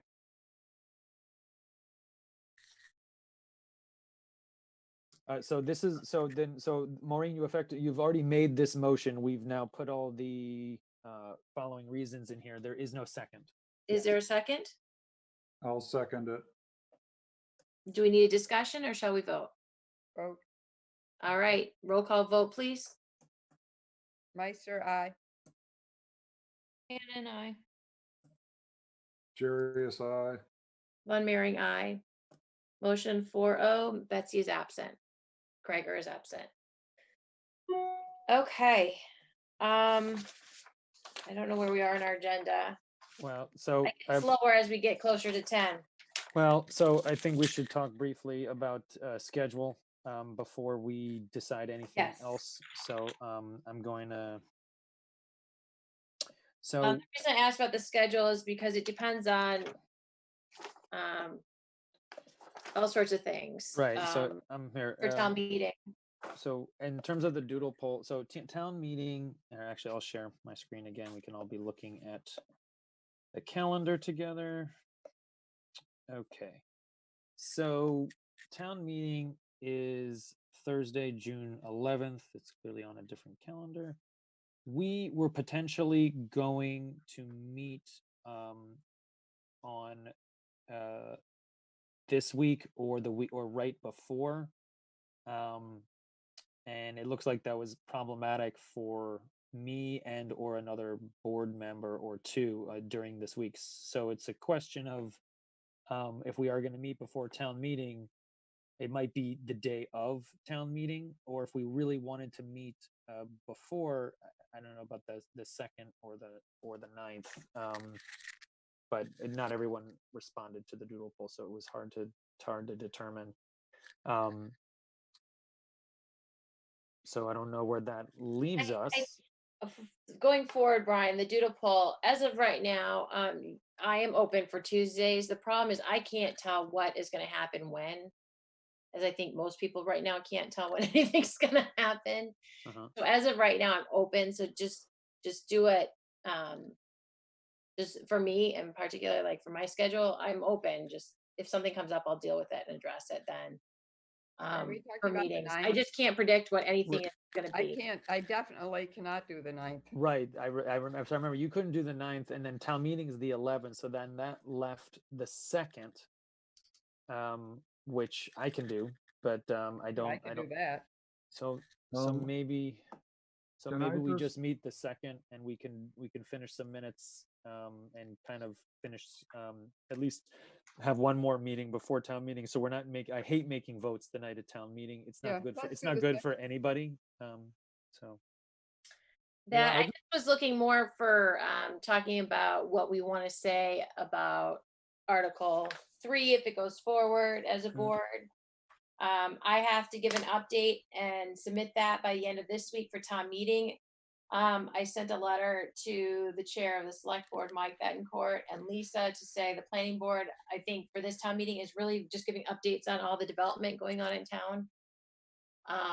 That's what we have to submit in writing what we're going to say if we did an update.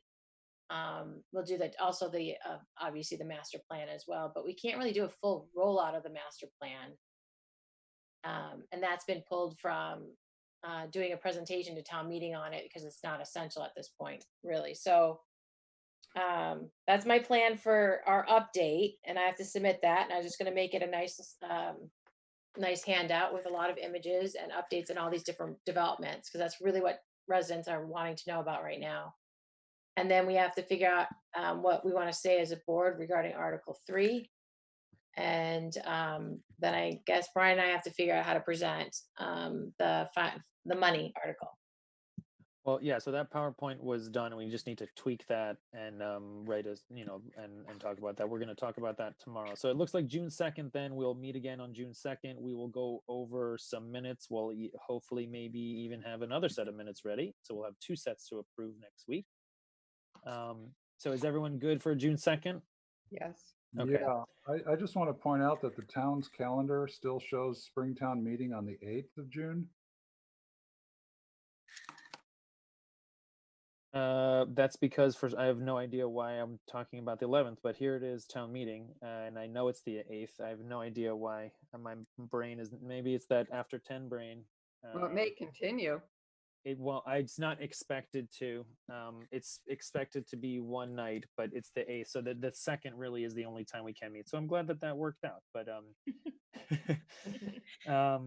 But yeah, the 11th was the second night, was going to be the second night, but here it Well, is. without any presentations and anything, we might make it through town meeting in one night.